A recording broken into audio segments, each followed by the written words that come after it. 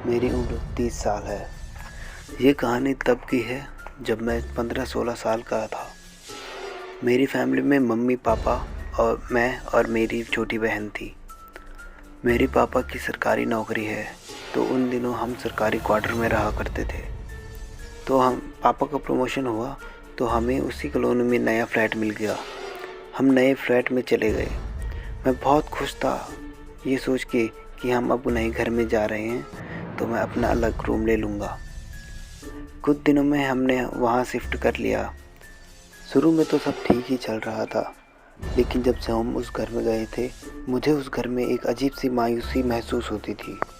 हमारे घर में पूरे दिन चहल पहल रहती थी, लेकिन उस घर में एक अलग सी मनहूसियत और सन्नाटा फैला रहता था। ऐसा लगता था मानो इस घर में कुछ बहुत ही गलत हुआ है। मेरी आदत रात में लेट सोने की थी। हमारा केबल वाला रात में नई फिल्में लगाता था, तो मैं वही देखता रहता था अपने कमरे में पूरी रात। पापा मम्मी और बहन दूसरे कमरे में जल्दी ही सो जाते थे। शुरू में तो सब कुछ ठीक ही चल रहा था, लेकिन एक रात मैं अपने कमरे में बेड पर लेट के टीवी देख रहा था, तो मुझे अपने कमरे के बाहर से कुछ आवाज़ सुनाई देने लगी। मुझे लगा शायद मम्मी उठी होंगी टॉयलेट जाने के लिए, तो इसलिए मैंने ज़्यादा ध्यान नहीं दिया।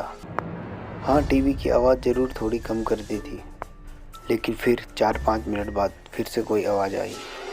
आवाज़ ऐसी थी जैसे कोई औरत पायल पहन कर चल रही हो। मैंने टीवी की आवाज़ बिल्कुल बंद कर दी और बाहर से वही आवाज़ आ रही थी। मेरा रोम रोम खड़ा हो गया था। मैं बहुत ज़्यादा डर गया था उस वक्त। ऐसा नहीं था कि आवाज़ लगातार आ रही थी। 4-5 सेकंड के लिए आती, फिर बंद हो जाती, फिर 4-5 मिनट बाद फिर से, जैसे कोई औरत भारी पायल पहन कर चल रही हो। बिल्कुल ऐसी आवाज़ आ रही थी। मेरा दिल ज़ोर ज़ोर से धड़कने लगा।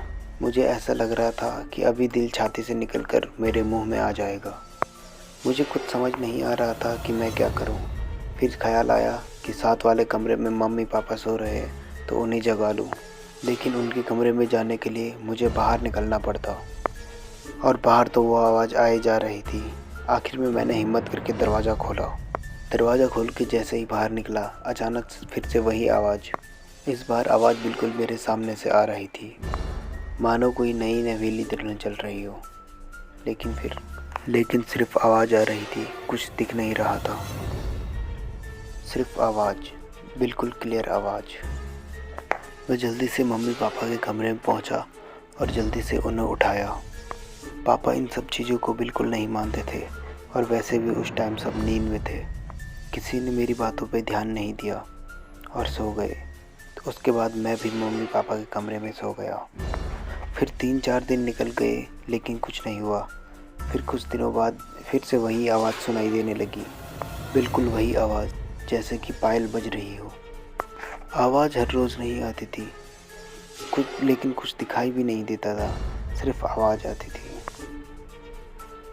लेकिन फिर मुझे भी आदत पड़ गई।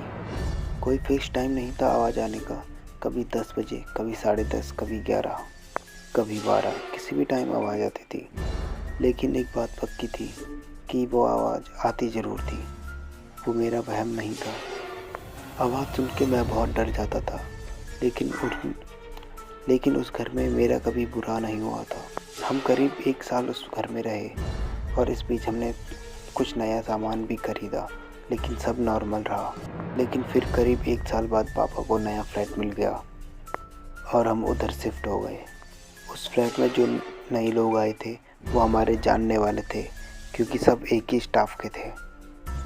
उनका लड़का मेरा अच्छा दोस्त था, और उनकी फैमिली भी बहुत बड़ी थी। एक दिन वो अंकल हमारे घर आए और हमसे पूछा कि आपको उस घर में कोई आवाज़ सुनाई नहीं देती थी क्या? बस ये बात सुन के मुझे यकीन हो गया कि वो मेरा वहम नहीं था। उन अंकल ने बताया कि उन्हें उस घर में आवाज़ सुनाई देती थी, घुंघरूओं की, और ये आवाज़ उनकी पूरी फैमिली को सुनाई देती थी। तब जाकर मम्मी पापा को यकीन आया कि मैं झूठ नहीं बोल रहा था।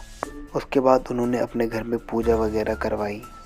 उन्होंने किसी से पूछा भी था कि इस घर में क्या दिक्कत है, तो उन्हें पता चला इस घर में 1 या 2 नहीं, पूरी 6 आत्माएं रहती थी।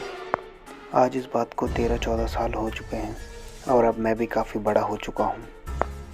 मुझे नहीं पता उस घर में अभी वो आवाज़ आती है या नहीं, लेकिन आज भी उन आवाज़ों के बारे में सोचते हुए दिल में एक अजीब सा डर आ जाता है। शुक्र है अभी हम जिस घर में हैं वहाँ ऐसा कुछ नहीं है।